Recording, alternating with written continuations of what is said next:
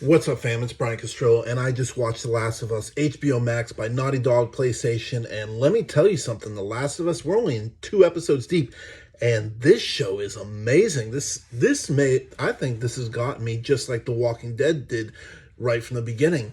And again, I want to preface, just like, after the last episode, I have never played the game at all. I've seen the game played, but I've never played it. I don't know the storyline as well. I know bits and pieces of it, and I may go back and play the game, but I love coming from like total, like, sort of a clueless state where I don't really know the story. I just love learning as we go along. But my goodness, the way they have developed characters, the way they are world building here, and this episode was big. And so the first episode did very well for us getting to know who our characters are, and kind of what their backgrounds are. We got a little bit of the zombies and what they were in the first episode, but this episode we learned so much, and I took notes. And I'm going to talk about them because there's some things I want to talk about. There's some questions I got. And for those of you that are gamers and have played this, I would love to have your feedback in this. I also have a Facebook group just for The Last of Us. If you're interested in that, just let me know. And I will get that information out to you. It is The Last of Us fans. But yeah. Let's get down to this. So the opening scene, right, before the credits start and we get to see this, this was huge. So we know it started out in Jakarta, Indonesia. This is, I guess, ground zero for all this. And we see this woman and she's having dinner, and looks like the military comes in, they take her. And this is Ibu Ratna. I probably saying that wrong, but she is the professor of mycology, which that is the study of biology, more specifically into fungi and, their toxicity, how they affect humans, and just the whole thing. And the virus name that we've learned this is, I know I'm going to fuck this up, but Apio cordyceps, that's the virus name. And this professor, of mycology, she believed that this could not survive in humans. And that was one of her biggest fears. And so they basically took her in because they want her to study this virus. And they had to look through a microscope, and they want her to, just look at it on her own. And she looks at it. She already knew what it was. And they brought her to this naked woman on a table who was previously bitten an ankle. And this was definitely giving me some early Walking Dead vibes in the CDC, but minus the nude. But we know she was bitten the left ankle, and then you see these fungus or tentacles that are coming out of the mouth, and they seem to have a mind of their own. They're definitely alive, and they're reaching. And once she's seen that, she dropped it. She became very scared. And we learned that the time, like, she was talking with the general, and she said that the time frame from when the person was bit to about now was roughly about 30 hours. So we got a 30-hour time frame. Now in The Walking Dead, we know there's people who, after bitten, reacted immediately, and then there was other ones that it took much longer. And then right at the end, like, she's saying there's no medicine, there's no vaccine for this. And she tells the general to just bomb the city with a tear in her eyes. And she asks to be brought to her family so she can just basically live out these last few moments and be around them. So that was very, very powerful. Like, the acting in this, if you're not watching this, you are missing out. The Last of Us is going to be amazing. Do not miss this show. And so now we're getting back to, Joel and Ellie, and you can tell Tess and Joel are definitely on edge and she's just a young kid. She's sarcastic, but they don't know what to think because she was bitten. They don't know really to trust this, but Tess is kind of pushing through. And I want to know, for the gamers, weren't there a lot of moments in this? Did they? To me, it felt like they could have been game scenes, but I want to hear from you guys. Just let me know in the comments if you felt that there was some good game scenes in here. But as they're walking through the town, I thought it was really cool. A lot of great visuals where you see like tables still set. You got wine glasses up, like people were having dinner apparently.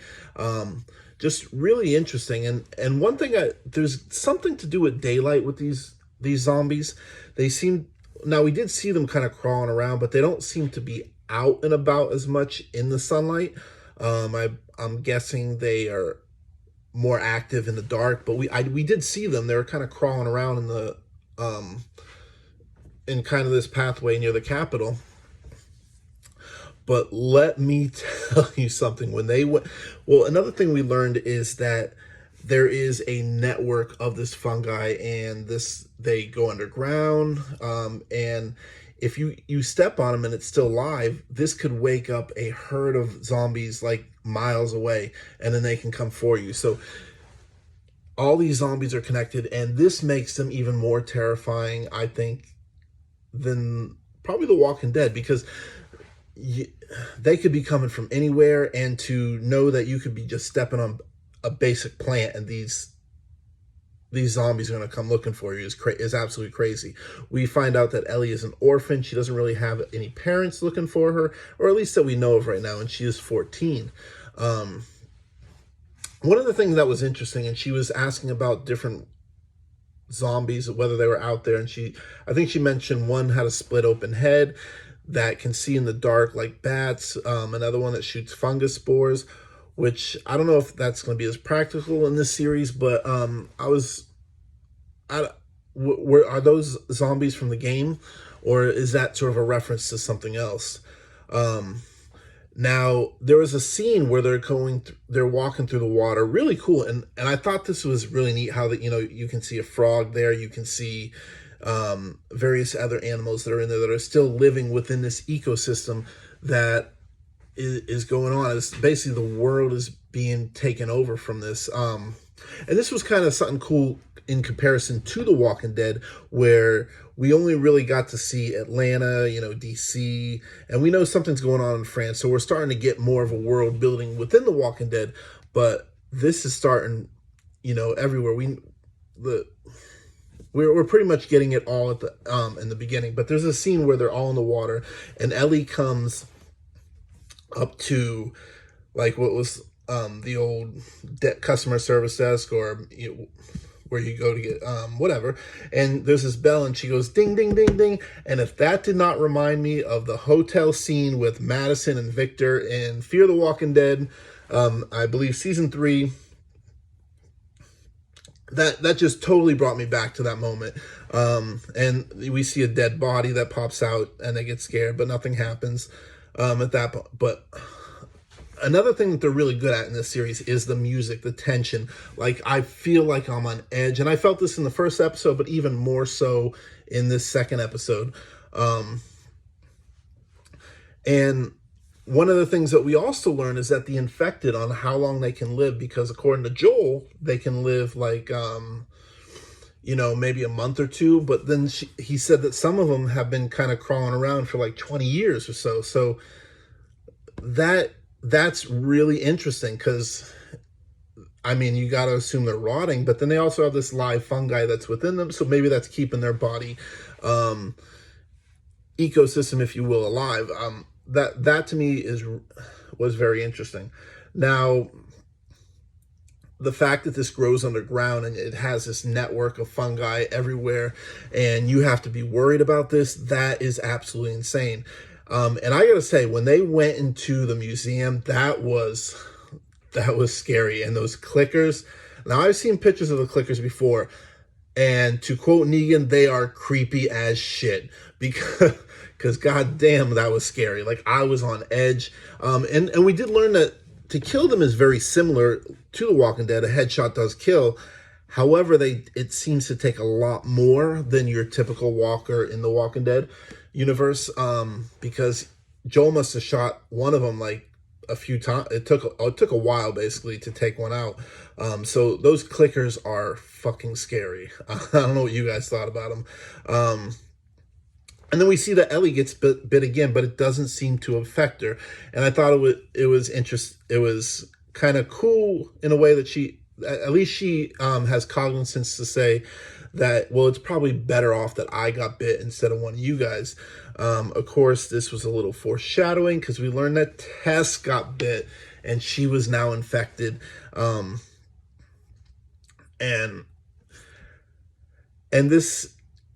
she eventually does die. Now we learned that this can transfer from a bite, saliva, and to some extent spores, although I don't know how they're going to do that within this universe, but because spores in the real world, because if you watch like after the episode, they kind of got into this, and I think they're going to change that a little bit from the game wise, because they were mentioning that it doesn't really work in real world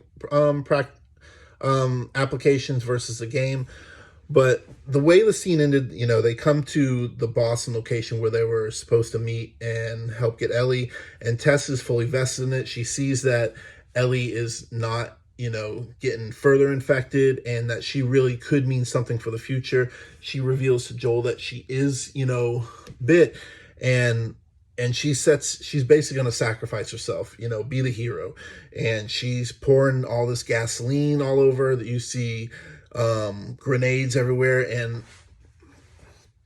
because Joel had initially basically stepped in, and they're showing like the little spores are crawling up through the fingers, from the ground, and they're reaching up, and they basically alerted all those zombies that are down the road a bit, and they're all coming. So while sunlight probably doesn't keep them, I guess, down, unless they're alerted, I'm guessing they don't really move around a lot in the sun. But I want to hear from the gamers. What is the deal with dark versus light with these I'm calling them walkers, but with these zombies, and how does that work? Because I'm not really aware of that. But this final scene, Ellie didn't want to go. She didn't want to leave Tess, and Joel's like, we're leaving. And so they're coming open the door, and she's trying to light the lighter, and you see all these zombies are coming in, and she's just getting sparked. And this is the weirdest fucking thing I've ever seen. I don't know what to make of this. It was definitely scary, but one of the zombies, notices, looks right at her and walks up to her, and it looks like they were getting ready to make out. I'm like, what the fuck? And, you see the spores coming to their mouth, and it looks like the zombie and her are basically about to kiss. And then you see Joel and Ellie outside, and the building blows up, and all the zombies that were in there are now blown up, and they get away. But good Lord, this was a good episode. What did you guys think? I loved it. I cannot wait for episode 3. And I want to hear from gamers. I want to know about the light. Does that affect zombies? What other type of variations of zombies are there? What did you like most about this episode? Let's talk about this. I love you guys. Thank you for watching, as always. And I'll see you in this next episode.